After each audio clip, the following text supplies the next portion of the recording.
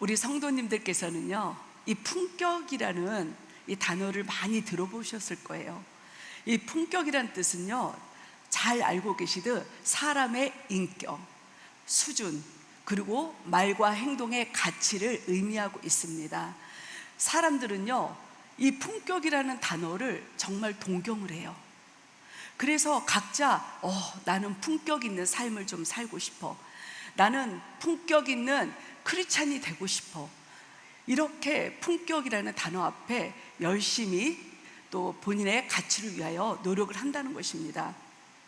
어떤 분들은요, 나는 품격 있는 사람이 되기 위해서 어떻게 할까, 그러면서 이 좋은 교양 서적들, 지식을 쌓는 일에 열심을 낸다는 것입니다. 또 어떤 분들은요, 품격 있는 삶을 위해서, 인생을 위해서 건강에 신경을 쓰고요, 또 외적인 것들을 가꾸기도 하고, 또 취미 생활을 하면서 당신의 삶의 수준을 높이는 노력을 한다는 것입니다. 그런데요, 사람들은요, 이렇게 세상 안에서 나의 인생의 품격을 위하여 많은 시간, 많은 열심, 또 물질을 투자를 해요. 그런데 정작 신앙인으로서의 품격, 그리스도인으로서의 품격을 갖추는 데는 다들 노력을 하지 않는다는 것입니다. 우리가요, 그리스도의 품격을 먼저 갖출 때 내가 그리스도인이라고 세상에 나가서 말을 하지 않아도 내 안에서요, 그리스도의 향기가 납니다. 그래서 세상 사람들은 저분은 크리스찬이신가 봐 하고 알게 된다는 것입니다. 오늘 이 시간에요, 품격 있는 그리스도인이 갖춰야 될 이 세 가지 자세에 대해서 저희들이 함께 살펴보면서 과연 나는 얼마만큼 품격 있는 그리스도인인가, 그리고 나에게 부족한 그런 부분은 무엇이 있는지 함께 살펴보는 시간이 되길 원합니다. 그리스도인이 갖춰야 할 품격 첫 번째는 언어의 품격입니다. 다 함께 에베소서 4장 29절 말씀 함께 합독하시겠습니다. 무릇 더러운 말을 너희 입 밖에도 내지 말고 오직 덕을 세우는 데 소용되는 대로 선한 말을 하여 듣는 자들에게 은혜를 끼치게 하라. 아멘. 다윗이요, 사울의 이 추격을 피해서 600명의 부하들과 함께 광야에서 생활을 하게 됩니다. 그런데 마침 그 지역에요, 나발이라고 하는 양과 염소, 많은 재산을 가진 부자 사람이 있었어요. 당시 이 목자들이 양을 치면요, 약탈자들, 강도들이 와서 큰 피해를 입혔기 때문에 이 다윗과 부하들이 그 나발의 목자들, 양들을 지켜주는 일을 하게 되었습니다. 어느 날 양털을 깎는 그 축제의 날이 되었어요. 이 이스라엘 저기에 1년에 그렇게 한 차례씩 또 혹은 두 차례씩 이런 절기가 있는데, 그날은요, 이 전례대로 주변에 가난한 사람들, 그리고 나에게 또 도움을 준 사람들한테 음식을 사랑으로 나눠주는 그런 전례가 있었습니다. 다윗이요, 이제 부하들을 보내서 우리가 그동안 나발을 도와주었으니 우리에게 얼마나 음식을 달라, 이러면서 부하들을 보냈어요. 그런데요, 이 나발은요, 다윗의 은혜에도 불구하고 다윗이 누구며 이새의 아들이 누구냐고 하면서 이 온 부하들에게 완전히 면전박대를 하고 맙니다. 이것은요, 단순히 이 나발이 다윗에 대한 그 은혜를 잊은 걸 떠나서 하나님이 기름 부은 주의 종을 모욕한 그런 죄를 범하게 된 것이었다는 것입니다. 나발은요, 자신의 이름처럼 아주 어리석은 자였어요. 그래서 서슴없이 아무 말이나 생각나는 대로 입에서 나오는 대로 막 했어요. 그러다 보니 주변 사람들이 얼마나 큰 상처를 받았겠습니까? 결국은 이 나발의 어리석은 말로 인하여서요, 이 다윗이 듣고 분노하게 돼요. 그래서 자신의 부하 400명을 칼을 차게 하고 이제 내가 은혜도 모르는 저 나발, 저 집안을 다 멸절시키겠다 하면서 찾아가게 됩니다. 여러분들 여기서 보면요, 결국 이 전쟁의 시작은요, 칼이 아니었다는 거예요. 어리석은 한 사람의 말 한마디, 나발의 말 한마디가 결국은 전쟁을 시작하는 요인이 되었다는 것입니다. 이처럼 모든 싸움의 시작은요, 말이에요. 가정에서 부부싸움, 형제들 간의 싸움, 교회 안에서 성도들 간의 문제, 직장에서의 문제, 별거 아니에요. 내가 생각 없이 던진 말 한마디, 내가 모욕적으로 누군가에게 선을 넘은 말 한마디, 예의 없이 던진 말 한마디가요, 결국은 큰 싸움, 불화를 일으킨다는 것입니다. 하지만 하나님께서는요, 이런 어리석은 나발을 위하여서 지혜로운 언어의 품격을 가진 아비가일을 아내로 선물 주셨습니다. 아비가일이요, 하인을 통해서 다윗이 지금 군사들을 이끌고 온다는 얘기를 들었어요. 그래서 부랴부랴 풍성한 음식들을, 예물을 다 준비해서 빨리 다윗을 찾아가서 그 아래 무릎을 꿇습니다.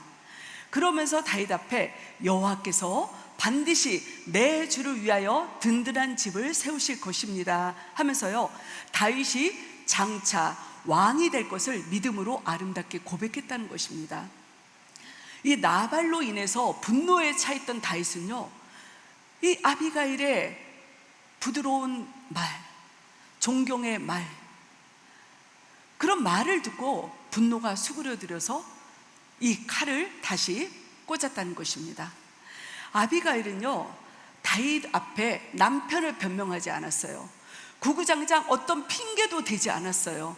오직 부드러운 말로, 그리고 자신이 정말 하나님이 주시는 그 지혜의 말로 따뜻하게, 그리고 존경하는 말로 다윗에게 하나하나 말함으로 결국은 다윗이 분노를 숙였고, 그리고 하나님 앞에 피를 흘리는 그런 죄를 멈추게 했다는 것입니다. 얼마나 귀합니까? 우리가 여기서요, 한 가지 주목해 봐야 돼요. 이 나발의 어리석은 무심코 던진 말 한마디가요, 400명의 군사들의 칼을 뽑게 했다는 거예요. 이게 말의 힘이에요. 반면에 아비가일의 지혜로운 언어의 그 말 한마디가 이 군사들의 뽑고 있던 칼을 다시 칼집에 꽂게 했다는 것입니다.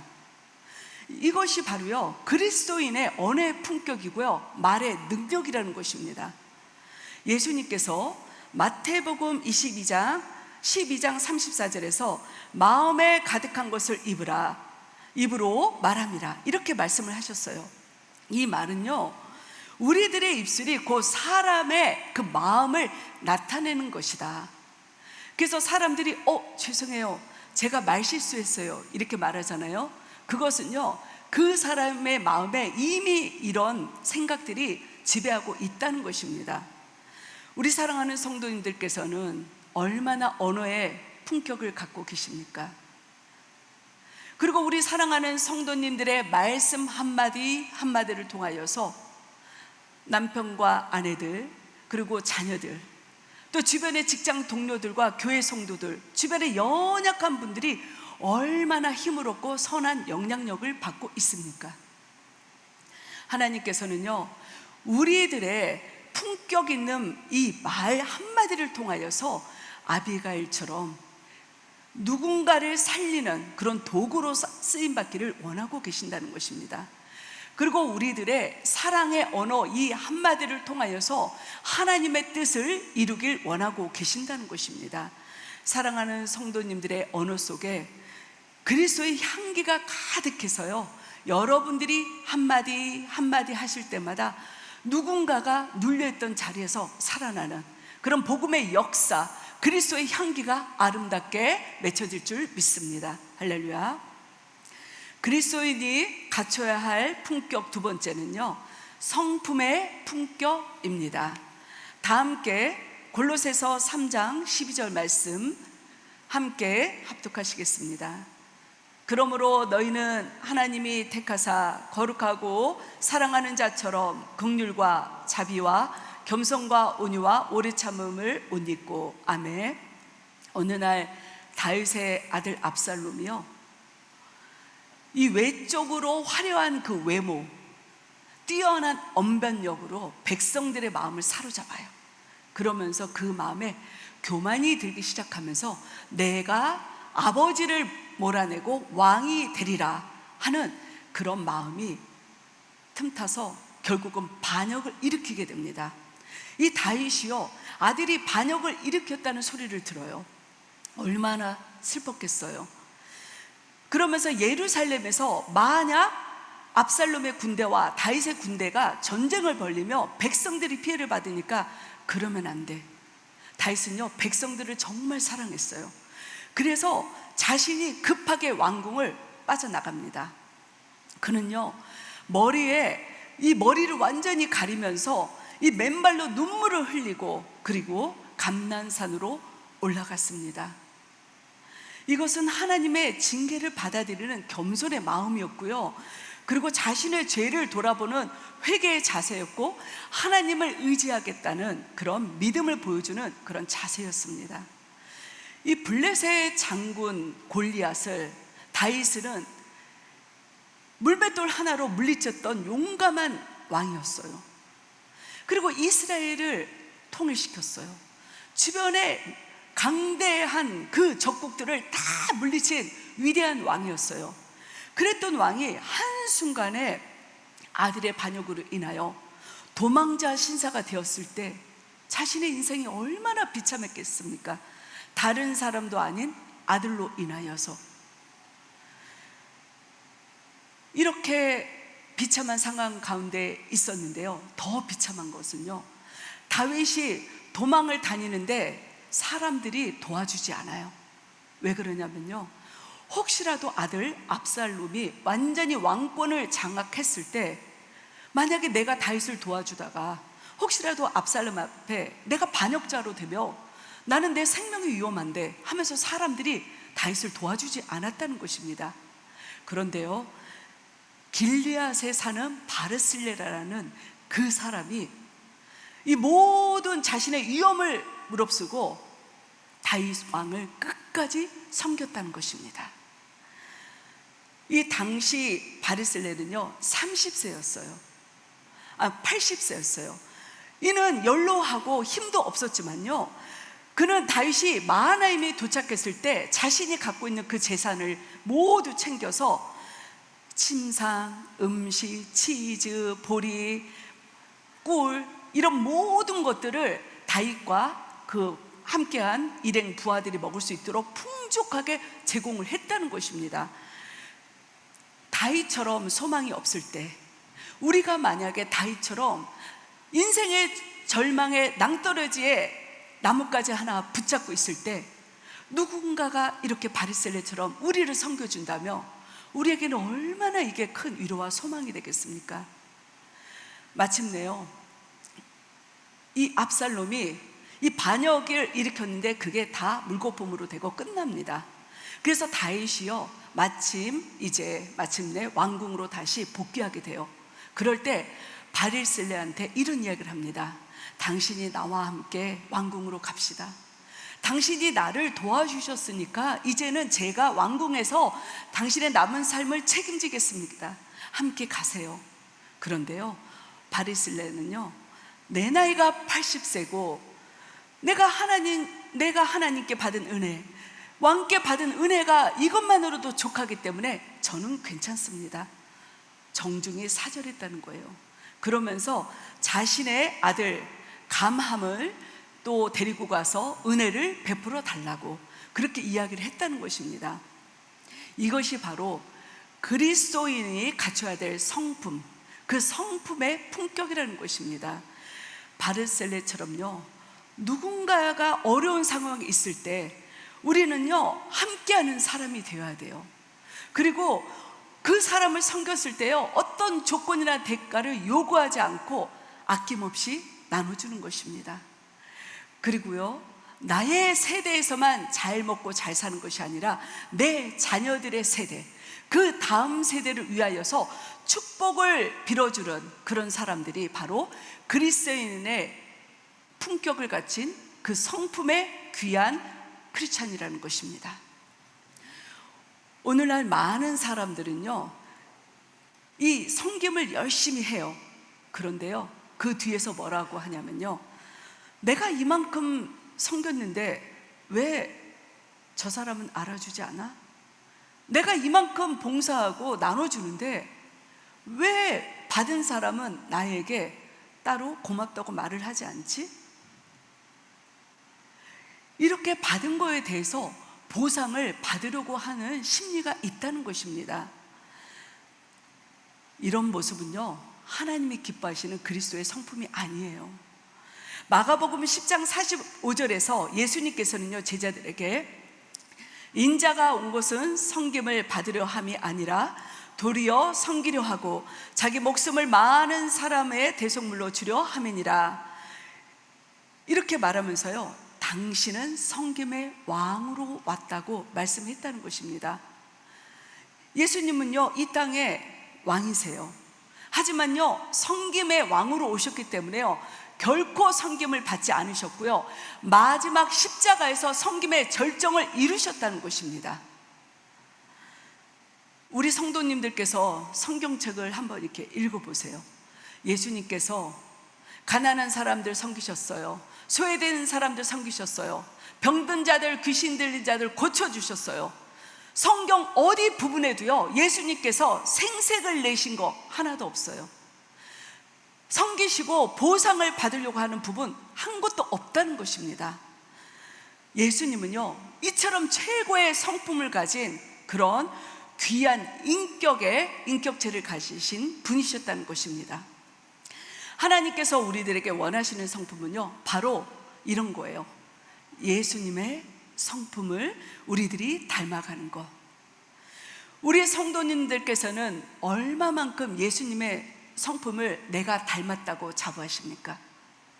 그리고 내가 얼마만큼 예수님의 성품을 담기 위하여 지금도 노력하고 계십니까? 우리들은요, 신앙생활 그냥 하면 안 돼요. 항상 기도하면서 말씀 앞에 예배 가운데 우리는 운전하면서 수시로 나는 얼마만큼 크리스찬으로서 예수님의 성품을 닮아가고 있지? 내가 제대로 신앙생활을 하고 있는 게 맞나? 우리는요, 이렇게 수시로 나를 점검해야 된다는 것입니다. 사랑하는 성도님들께서 여러분들의 아름다운 그리스도의 성품을 통하여서 주변에 있는 분들, 특별히 또 가족분들에게 진정한 그리스도의 품격을 나타내심으로 말미암아 우리 사랑하는 성도님들이 머무셨던 가정, 성도님들이 머무시는 직장과 사업장, 어디 가나 아름다운 섬김의 흔적들이 하나하나 맺어지길 주의 이름으로 축복드립니다. 마지막으로 그리스도인이 갖춰야 할 품격 세 번째는요, 삶의 자세의 품격입니다. 다 함께 골로새서 3장 23절 말씀 함께 합독하시겠습니다. 무슨 일을 하든지 마음을 다하여 주께 하듯 하고 사람에게 하듯 하지 말라. 아멘. 저희들이 잘 알고 있는 느헤미야는요, 페르시아에서 이 왕국의 술관원으로 섬기고 있었습니다. 당시 술관원이라는 직책은요, 지금으로 말하면 대통령들의 비서실장격으로 아주 높은 자리였어요. 그러니까 이 느헤미야는요, 아주 높은 자리 가졌죠. 풍족하죠. 삶이 안정이 되어 있었다는 것입니다. 어느 날 느헤미야가 이 예루살렘 성벽이 무너졌다는 소식을 듣게 돼요. 그리고 자신의 그 민족 유대 백성들이 이 처참한 이방 민족으로 인하여서 수치를 당했다는 소리를 들읍니다. 그러니 나는 이방 나라에서 이렇게 잘 먹고 잘 사는데 내 민족과 예루살렘의 성벽이 그렇게 됐으니 얼마나 가슴이 슬펐겠어요. 이 느헤미야는요, 그 자리에서 무릎 꿇고 울었어요. 그리고 하나님께 기도하며 간절히 하나님의 뜻을 구했다는 것입니다. 이렇게 며칠 동안 간절히 기도했던 느헤미야는요, 이제 왕에게, 본인이 섬겼던 그 왕에게 나아가서 지금 이러이러한 상황이 되었습니다. 그리고 이야기를 했어요. 그러자 하나님께서 그 왕의 마음을 감동시켜 주셔서 정말 이 성벽의 재건에 필요한 그런 목재자들, 그리고 왕의 조소, 그거를 과감하게 드리면서 너희 나라로 가라고, 그렇게 일꾼들과 풍성한 모든 것들을 다 챙겨서 보내줍니다. 얼마나 귀합니까? 우리들은요, 어떤 일을 당할 때 가장 먼저 우리들은 어떻게 하지 하고 발버둥 치잖아요. 우리들은 사람을 달려가잖아요. 이거 나 어떻게 해야 돼요? 하지만 느헤미야는요, 삶의 자세 품격이, 그리스도의 품격이 있었기 때문에요, 이런 큰 일을 당해서도 사람 안 찾아갔어요. 어떻게 하지 하고 조급하게 호들갑 떨지 않았다는 것입니다. 그리고 그런 느헤미야에게 하나님은 역사를 하셨다는 것입니다. 이렇게 하나님의 은혜 가운데 이제 막상 도착해서 이 성벽 재건의 일을 하려고 하는데요, 또 거기서 그 산발락과 도비아라는 그 방해 세력들이 있었어요. 그들이 어떻게 하든 이 작업을, 성전 재건에, 이 성벽 재건에 이거를 방해하기 위해서 조롱을 하고 비방을 하고 비난을 하고 거짓된 것들을 막 이렇게 퍼뜨리고 위협을 하고 그런 어려움을 줬어요. 하지만요, 느헤미야는요, 하나님이 주신 사명으로 뜨거운 사람이었어요. 절대 그런 유혹에, 그런 공격에 넘어지지 않았다는 것입니다. 그리고 어느 날 이 느헤미야를 죽이기 위하여 이들이요, 이제 계획을 꾸며요. 성 밖으로 나오라고 유인을 합니다. 하지만요, 느헤미야는요, 그들을 향해서 느헤미야서 6장 3절에서 내가 이제 큰 역사를 행하니 내려가지 못하겠노라, 이렇게 말하면서 하나님께서 나에게 맡기신 사명이 있으니까 나는 내려갈 수 없어 하면서 당신의 그 사명에 대해서 확신의 고백을 그들에게 했다는 것입니다. 그리고 마침내 이 온갖 방해 공작을 물리치고요, 하나님의 성벽을 재건하는 사명을 완수했다는 것입니다. 이것이 바로 그리스도인의 삶에 나타나는 품격이라는 것입니다. 우리들 또한 직장 생활을 하거나, 그리고 또 사업장을 운영하거나, 우리가 또 학교나 병원이나 어떤 일을 할 때요, 우리들이 열심히 일을 하다 보면 반드시 어떤 시기 질투로 인한 공격받게 돼요. 그런데 우리는요, 누군가가 나를 공격하기 위하여서 퍼뜨리는 그 헛된 소문에 우리들은 민감하게 반응한다는 거예요. 우리 사랑하는 성도님들, 하나님이 원하시는 그리스도인의 삶의 성품을 가진 분들은요, 누가 나에게 어떤 거짓된 공격을 해도요, 잠잠하는 거예요. 감정으로 맞서서 싸우는 게 아니고요, 잠잠히 하나님께 올려드리는 기도에 입을 연다는 것입니다. 왜냐하면요, 하나님께서 다 아시고 하나님께서 이 또한 승리케 해주실 걸 믿음으로 믿기 때문입니다. 그렇기 때문에 우리 사랑하는 성도님들께서도 가정이나 직장, 사회생활을 하실 때 혹시라도 내가 하나님의 사명을 감당할 때 어떤 공격과 억울한 일이 있을지라도 절대 느헤미야처럼 세상의 방법으로 반응하지 마시고 끝까지 하나님이 주시는 사명 아름답게 감당하시길 축복합니다. 제가 20년 전에요, 미국에 와서 덴탈 테크니션으로 미국 직장에 다녔습니다. 처음에 직장을 가보니까 영어도 잘 못하는 사람이, 또 덴탈 테크니션이라는 잡이 진짜 기술이 엄청 어려워요. 하이 테크니션 기술을 요하기 때문에, 또 이 병원 치과 용어가 엄청 어려워요. 또 의사들이 쓴 이런 글씨는요, 정말 알아볼 수가 없어요. 다 몇 마리의 지렁이 같이 모르겠어요. 그런데 덴탈 테크니션은 이걸 보고 본인이 원하는 대로 이빨, 치아를 만들어야 되는 거예요. 그러다 보니 제가 참 많이 힘들었어요. 그런데 이것까지는 괜찮아요. 당시 저희 회사에 다민족들이 많았는데 한국 분들이 하이 테크니션이다 보니까 이 동남아 분들이 이제 허드렛 일을 했어요. 그런데 이분들이 열등감이 생기는 거예요. 한국 사람들은 다 높은 자리에 있고 페이도 많이 받는데 우리 동남아 사람들은 매일같이 한국 사람의 허드렛 일을 하니까 기분이 나쁜 거예요. 그러다 보니까 한국 사람 새로운 직원이 들어오면 보이지 않게 인신공격을 하고 괴롭히고요. 이 만들어낸 이 치아 이것도 오븐에 넣어서 막 멜트시키고 아주 괴롭힘을 많이 했어요. 저 또한 그런 괴롭힘을 당하는데요, 너무너무 힘든 거예요. 제가 너무 힘들어서 불면증이 왔고요, 자다가도 몇 번씩 깨고요, 나중에는 공황장애가 왔어요. 심할 때는 제가 운전을 할 수 없었고 자다가도 심장이 아파서 죽을 것처럼 제가 그래서 임원전시에도 달려가기도 했었습니다. 나중에 알고 봤더니 이게 공황장애라고 하더라고요. 제가 이처럼 너무 큰 스트레스를 많이 받다 보니 몸이 100파운드도 안 될 정도로 빼짝 마르고 식사를 잘 하지 못할 정도로 힘들었어요. 근데 저는요, 그만둘 수가 없었습니다. 왜냐하면 그 회사에 저의 영주권이 걸려있기 때문에 저는 어떻게든 영주권을 받기 전까지는 이들이 저를 괴롭혀도 저는 참아야 됐던 거예요. 그래서 한날은 제가 울면서, 그날도 점심시간에 주차장에서 울면서 기도했어요. 하나님, 제가 너무 힘들어요. 저 이러다 죽을 것 같아요. 어떻게 할까요? 이렇게 울면서 기도하고 있는데 하나님께서 그런 마음을 주시는 거예요. 너가 먼저 그들에게 그리스도인인 것을 보여주어라, 이런 마음을 주시는 거예요. 그래서 제가 그 시간부터, 맞아, 나는 그리스도인이지, 나는 직원이기 전에 그리스도인이야.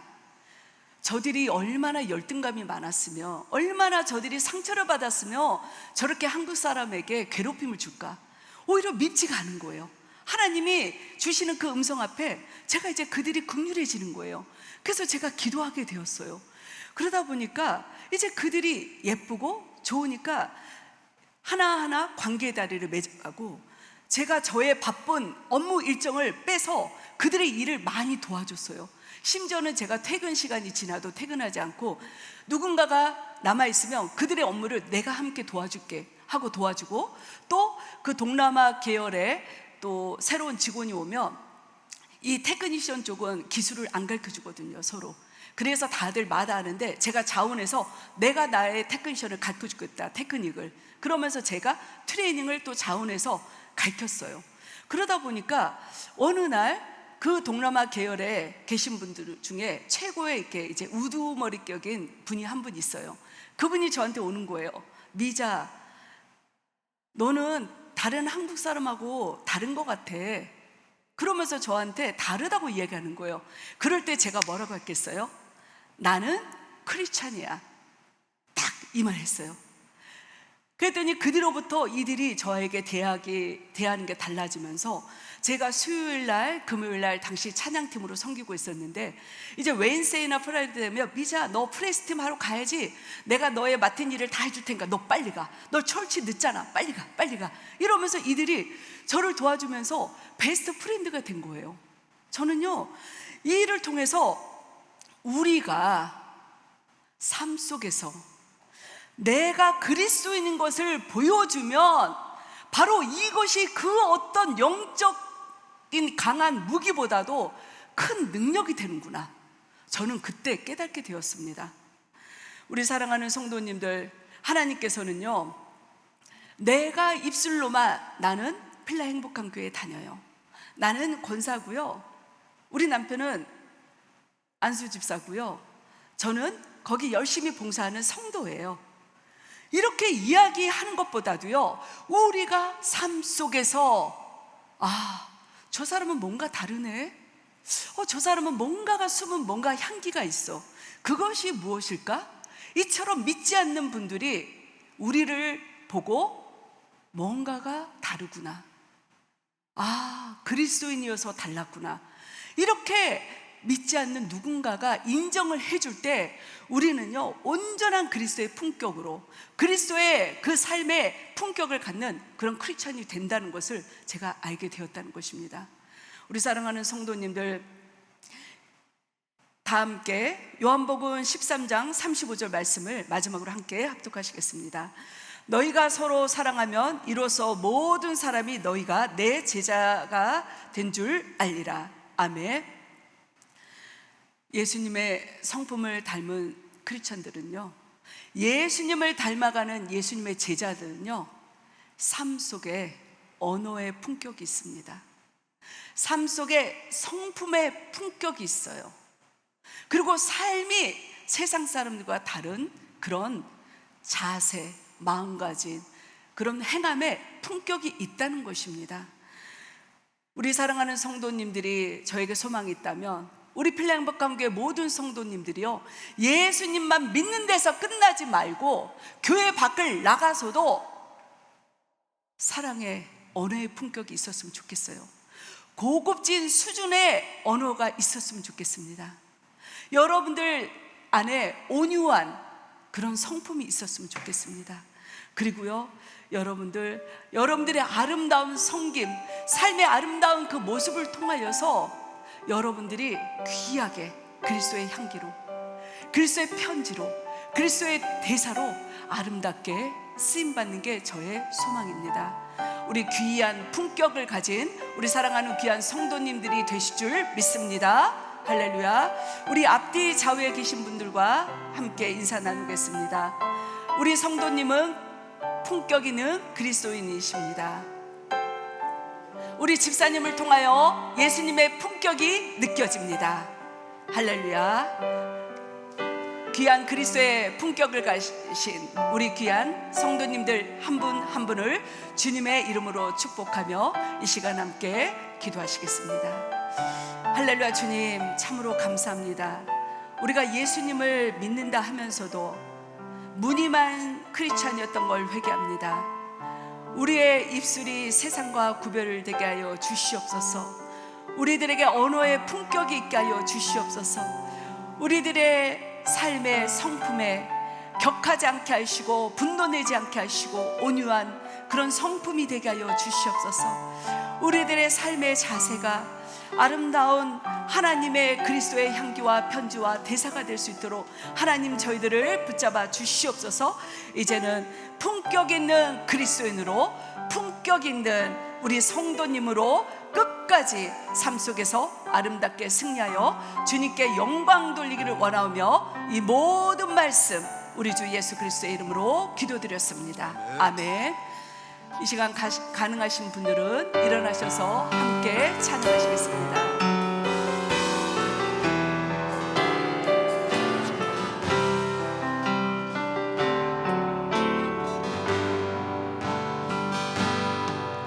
내는 주의 영광을 보내 우리 가운데 계신 주님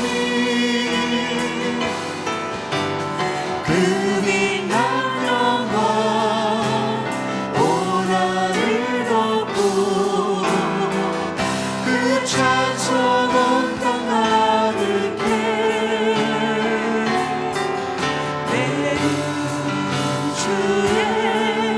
영광을 보내 찬송 가운데 서신 주님의 얼굴을 온 세상 향하네 권능의 발을 주셨네 주의 영광 이곳에 가득해 우리 손에 주님과 함께 찬양하며 우리를 존재하리 모든 열방 주볼 때까지. 다시 한번 고백합니다. 주의 영광을 보내 우리 가운데 계신 주님 그 빛난 영광 온 하늘 덮고 그 찬송 온 땅 가득해 주의 영광을